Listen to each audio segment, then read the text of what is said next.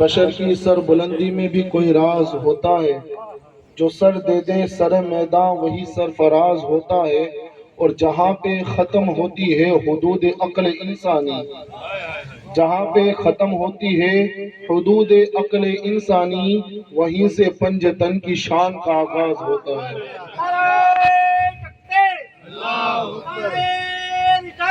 یا رسول اللہ، یا علی، وہیں سے پنجتن کی شان کا آغاز ہوتا ہے۔ بڑی عظیم چیز ہے، اللہ رب العزت نے حضور کی امت کو، حضور کی امت کے درمیان اللہ نے حضور کی آل کو جل وگر کیا۔ بڑی عظیم چیز ہے، سمجھنے والے سمجھ کر کہاں سے کہاں پہنچے، اور نہ سمجھ کر بھی لوگ قیامت تک سمجھنے والوں کو بھی لوگ یاد رکھیں گے، نہ سمجھنے والوں کو بھی یاد رکھیں گے۔ سمجھنے والوں کے اندر جنید بغدادی قیامت تک لوگ انہیں یاد رکھیں گے، نہ سمجھنے والوں میں یزید جیسے بھی گزرے جو قیامت تک یاد رکھے جائیں گے، لیکن خیر کے ساتھ نہیں۔ اس لیے کیا انہوں نے ایسا؟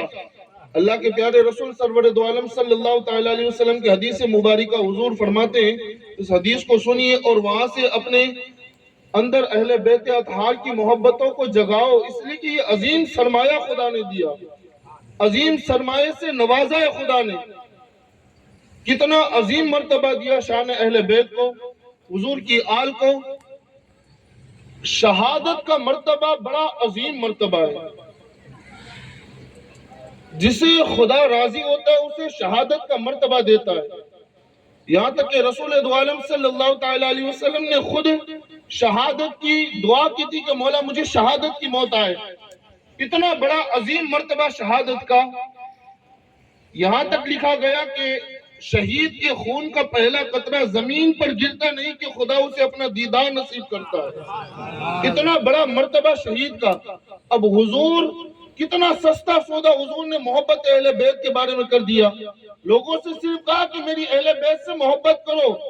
اتنا سستا سودا، اس کا انعام کتنا بڑا۔ حضور فرماتے ہیں من مات علی حب آل محمد صلی اللہ علیہ وسلم مات شہیدا۔ حضور فرماتے ہیں کہ جو شخص جس نے بھی میری اہل بیت کے ساتھ، میری آل کے ساتھ، میری قرابت دار کے ساتھ محبت کی، اللہ اسے جو میری اہل بیت کی محبت کے ساتھ دنیا سے گیا، چاہے پھر وہ محبت رائی کے دانے ذرے کے برابر ہو، حضور فرماتے ہیں کہ جو میری اولاد کی محبت لے کر دنیا سے گیا، اللہ اسے شہادت کا مرتبہ عطا فرماتا ہے۔ یہ ہو گئی محبت کی بات کہ محبت کرنے پر یہ صلہ ملتا ہے۔ تو ہر بات کا دوسرا پہلو بھی ہوتا ہے، بات کے دو رخ ہوتے ہیں۔ حضور نے ایک رخ بتا دیا کہ محبت کر کے جاؤ گے تو یہ انعام ملے گا۔ اب حضور فرماتے ہیں کہ اگر محبت کے ساتھ گئے تو شہادت کا مرتبہ، اور دشمنی کے ساتھ گئے تو کیا؟ اگر دشمنی لے کر گئے، بغض لے کر گئے تو کیا؟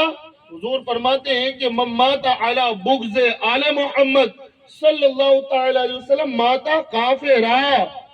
چاہے جتنی بھی نمازیں پڑھ لو، روزے رکھ لو، عبادتیں کر لو، حضور فرماتے ہیں کہ اگر کوئی شخص دنیا سے اس حالت میں گیا کہ اس کے دل میں میری آل کے خلاف ذرہ برابر بھی دشمنی تھی، حضور فرماتے ہیں کہ وہ کافر کی موت مرا، وہ کافر کی موت گیا۔ اتنا عظیم مرتبہ حضور نے شہادت کا مرتبہ دے دیا۔ اسی لیے اللہ کے پیارے رسول صلی اللہ تعالیٰ علیہ وسلم کی حدیث مبارکہ حضور اور فرماتے ہیں کہ دنیا میں تم میری آل کے کام آ جاؤ۔ اتنا سستا سودا کون دے سکتا ہے؟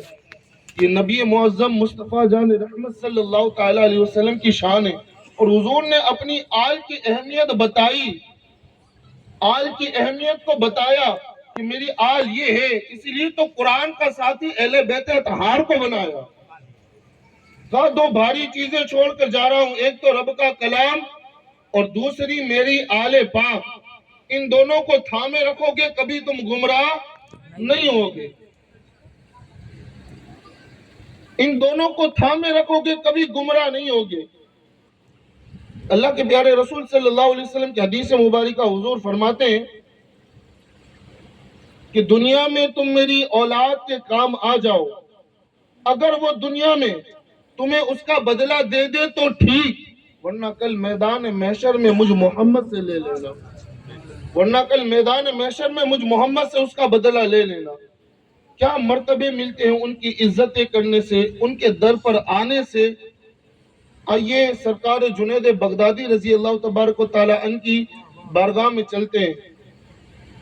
سرکار جنید بغدادی رضی اللہ تبارک و تعالی عنہ، اس پہلوان کا نام ہے، اتنے بڑے بغداد میں پہلوان کا نام تھا جنید بغدادی کے بادشاہ کے قریب میں ان کی کرسی لگا کرتی تھی۔ کوئی وزیر نہیں تھے لیکن پہلوانی کے اندر اتنا بڑا نام تھا کہ بادشاہ کے بغل میں کرسی لگتی تھی، بادشاہ کے بغل میں بیٹھتے تھے، اور جو فریضہ وزیروں کو ملتا تھا وہ جنید بغدادی کو بھی ملتا تھا۔ اتنے بڑے پہلوان کا نام ہے جنید بغدادی، کبھی کوئی کشتی ہارے ہی نہیں زندگی کے اندر۔ اتنا نام شہرت جو بھی جنید کے سامنے آتا وہ ہار کے ہی جاتا تھا، اس لیے کہ جنید بغدادی اتنے بڑے پہلوان تھے۔ بادشاہ کا دربار سجا ہوا تھا، ایک دبلا پتلا سا وجود بادشاہ کے دربار میں آیا۔ بادشاہ کا دربار سجائے، دبلا پتلا سا وجود آنے کے بعد کہتا ہے، اے بادشاہ، یہ جو تیرے بغل میں بیٹھا ہے نا جنید، میں اس سے کشتی لڑنا چاہتا ہوں، میں اس سے کشتی لڑنا چاہتا ہوں۔ بادشاہ نے جب وہ سر سے لے کر پاؤں تک دیکھا کہ اتنا پتلا دبلا وجود ہے، اور جنید جو اتنا بڑا نام ہے میدان کے اندر، کشتی کے میدان میں جنید کو ہرائے گا کیسے؟ کہا بھائی تو رہنے دے، تو کشتی نہ کر، اس لیے کہ جنید تجھے چیت لیٹا دے گا۔ کہا کہ میں جنید کے ساتھ کشتی کرنا چاہتا ہوں۔ بات اس پر اڑ گئی، یہ تاریخ طے ہوئی کہ اس تاریخ کے اندر فلاں فلاں جگہ پر فلاں میدان کے اندر کشتی ہوگی۔ بغداد کے اندر یہ اعلان بھی ہو گیا۔ وہ دن آیا، اکھاڑا بڑھ گیا، لوگ جمع دور دور سے آئے دیکھنے کے لیے کشتی۔ کہاں جنید بغدادی